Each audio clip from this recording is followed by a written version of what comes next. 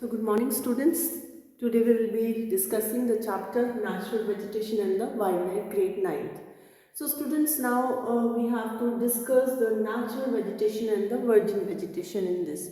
So in this chapter, in the introductory part, students, you should know that India is the 12th mega biodiversity in the world. So this much large biodiversity we have, more than 47,000 species of plants we have in our country, more than 90,000 species of animals we have in our country, and so many varieties of fishes we have in our marine waters, in our fresh waters, and more than 15,000 of flowering plants we have. So if this much diversity we have, then it's a matter of study, and we need to study the two broad parameters in this chapter about the natural vegetation and the wildlife.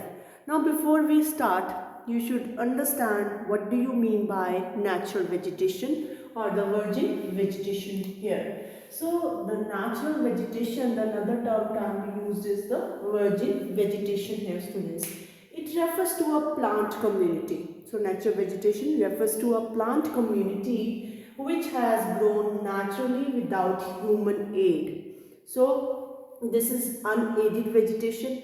No human aid is required in order to go for the natural vegetation, and has been left undisturbed by human beings for a long period of time. So no intervention is there from the humans with respect to this vegetation. So no disturbance, no you can say intervention, interference has been done by humans in this vegetation. So that kind of vegetation which is not been touched, which is not been disturbed, so unaided vegetation, that is called natural vegetation, and the virgin vegetation. So this is basically the unaided one. So here students, you have seen around the parks or your school, so many birds are there, so many bushes, grasses, trees are there. So are all of same kind? They are all of same kind? No, they are not of same kind. Different variations are there. So now why these different variations are there, this we have to study in this chapter.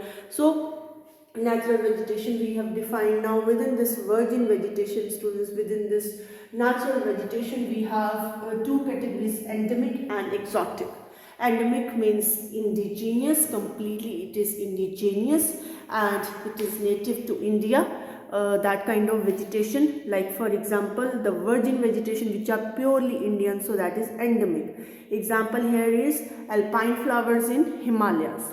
The second one is, students, exotic plants.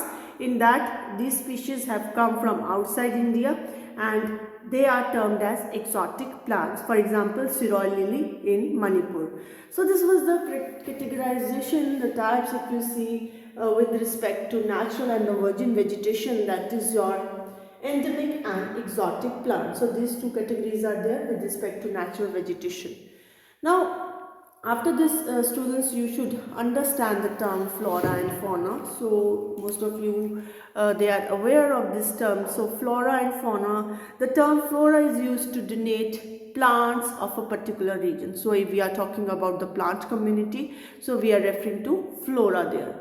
And similarly, the species of the animals of different varieties, different species are there, that term is referred to as fauna. So these two terms are there, flora and fauna. So this huge diversity, students, in flora and fauna is due to different factors. Now we have to see why this much diversity is there in the case of flora and fauna. Why at different places the different kind of plant community we find and different kinds of animals we find. So this is respect to different conditions are there of the relief and climatic condition, temperature conditions. So these conditions are there, that's why the difference we find in the flora and fauna of particular region. So let's discuss what are the factors. So in that, first is relief, students. Relief, within a relief we will be talking about land and soil. So here we'll be talking about land and soil, students. Now here the land within the relief, that is the topography of the region, whatever physical features are there in the country, so it affects obviously according to that only the vegetation we will find. So in relief we have to see land, what kind of terrain is there basically. Mountains are there, plateaus are there, so according to that, desert area, sandy soil, so according to that the different kind of vegetation we will find. Like land affects the vegetation, natural vegetation, directly and indirectly also. So if you see in the mountainous region, the different kind of vegetation we will find, different kind of animals will be there. In the alpine region, so in the mountainous region, this kind of vegetation will be there. In the plateaus again, the different kind of, and in plains also different kind of vegetation, dry and wet region, so different kind of vegetation we will find there, students. Now the fertile level, if you see, if the more fertile level of land is there, obviously the agricultural prosperity will be there in those regions. The northern plain, if you see, more fertile land is there, so they are the food granaries of our country. So more fertile land obviously, so more agriculture will be there, so different kind of crops we will grow, settle agriculture we will practice. And if the uneven terrain is there, the uneven terrain is there, terrain is not even, the land is not even, then the forest we will have, the grass lands we will have. So these grasslands will again serve the purpose for the pastures for the animals. So if more fertile land is there, so more good kind of cultivation we can go for. Like in the northern plains, so much fertile soil is there, so that's why more agriculture we are doing there. And similarly then if the sandy plains of the sandy area is there, more sandy soil is there, so there a different kind of vegetation, the cactus, thorny bushes, this kind of vegetation we will see there. So land plays a very vital role, and if uneven undulating topography terrain of the land is there, then we will have forest and we will have woodlands and the grasslands. Now coming to next parameter, soil also play a very important role, students. Soil also influences this. Soil also vary over space, and different types of soil provide basis for different types of vegetation. Obviously if the sandy soil is there, more cactus and thorny bushes we will have. If deltic soil is there, then mangroves we will be having. Okay, so the hill slopes will have some different kind of vegetation in form of the coniferous trees, conical shape will be there. So fertile soil, more agricultural crops we can go for. Okay, so if sandy soil is there, so more cactus and thorny bushes will be there.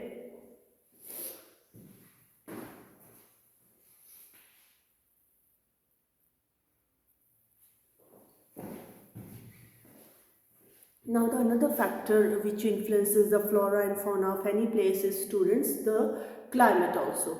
So within climate now we will be studying about the temperature conditions, the precipitation, rainfall and the photo period. Very important, that is the sunlight. So these factors obviously determine the vegetation, flora and fauna of any place. So in climate, students, it plays a very major role. If you say, the character and extent of the vegetation are mainly determined by temperature, along with other things like the humidity in the air, the precipitation and the soil. So along with these things, temperature also play a very vital role. So on the slopes of Himalayas, if you see, and the hills of the peninsula above the height of 915 meters, the fall in temperature affects the vegetation and its growth. So students, with temperature also different kind of vegetation we will have, different kind of conditions will be there with respect to temperature. Like if we see now, this is the Rabi season, now the wheat is there, we have sown in the field, so wheat is there. So what are the temperature requirement and the climatic conditions required for the growth of these wheats? That is a cool growing season. So the temperature variations are there. So if this kind of temperature is good for the wheat, so we will be growing in this temperature requirements only, within this temperature requirements only. And you have seen recently the western cyclonic disturbances also came, the rainfall which came due to the western disturbances which originate in the Mediterranean Sea, and with the westerly jet streams, they come and they do the rainfall in the northern India, which is very good for the rabi crop. So this we have seen. And if we see the cotton, so the frost, they require the 200 to 210 days of the frost free weather. So different temperature conditions are there. Due to that, the different kind of cultivation we will have on the tropics and on the subtropics, on the temperate zones and on the alpine. So different kind of vegetation will be there according to the temperature. Then the next is there, students, the sunlight. So sunlight also plays a very important role. More the sunlight, the dense vegetation we will find. So within the photo period, that is the sunlight, students, the variation in the amount of sunlight at different places depends upon certain factor. So somewhere the more sunlight will be there, there we will have dense vegetation, and vice versa. So now we have to see latitude, altitude, then we have to see season, then we have to see the duration of day. Now the parts receiving, therefore students, what I want to say, the parts receiving longer duration of sunlight will have a dense vegetation. Like if the latitudes we see, the higher latitudes, they will receive the less sun insolation. So they will be having the different kind of vegetation, the alpine kind of vegetation. Then the altitude, if we see the height, there also the variation is there in the sunlight. Season also, in winter you have seen what kind of harsh conditions we have seen in winter, the extreme conditions. So in winters also, in northern hemisphere, a lot of less solar insolation will be there in the winters in the northern hemisphere. Then the duration of the day, students, that is in the winters we have seen that if you see, the nights are long and the days are short, okay, in the winter. So students, the parts which are receiving the more sunlight, so there the dense vegetation we will be having. Then the rainfall also, precipitation also, the areas having the more precipitation, obviously they will have dense vegetation. Like we have seen in our case, the Western Ghats and all these areas, they provide a lot of rainfall is there, so they provide for conditions for the dense vegetation. Northeastern states are there, eastern coastal plains are there, then our island groups are there. Lot of rainfall these areas are receiving, so the dense vegetation will be there with respect to precipitation. So these are the factors which we have discussed, students, regarding the factors which influence or determine the flora and fauna. In that we have discussed the relief also play a very important role, land, soil we have seen, climate, and within climate we have discussed the precipitation, the photoperiod, and the temperature requirements. So these things we have discussed, students. Now after this, some questions are given in your NCERT, that why the southern slopes in Himalaya covered with the thick vegetation as compared to the northern slopes of the same hills. This is because students, if we see, due to the latitude. So we have seen the different ranges are there, the greater Himalayas, that is Himadris, then we have seen the middle Himalayas, that is Himachal, and then we have seen the outer Himalayas, that is Shivaliks. So now the southern slopes are Shivalik, so more vegetation is there because more sunlight they will have. They are on the lower latitude as compared to the Himalayas. So this also play, the latitude also play a very important role in determining the vegetation with respect to sunlight, photoperiod, all these things. Then after this, students, we have seen that why the western slopes of the Western Ghat are covered with the thick forest, more dense vegetation is there on the western slopes of the Western Ghats than the eastern slope.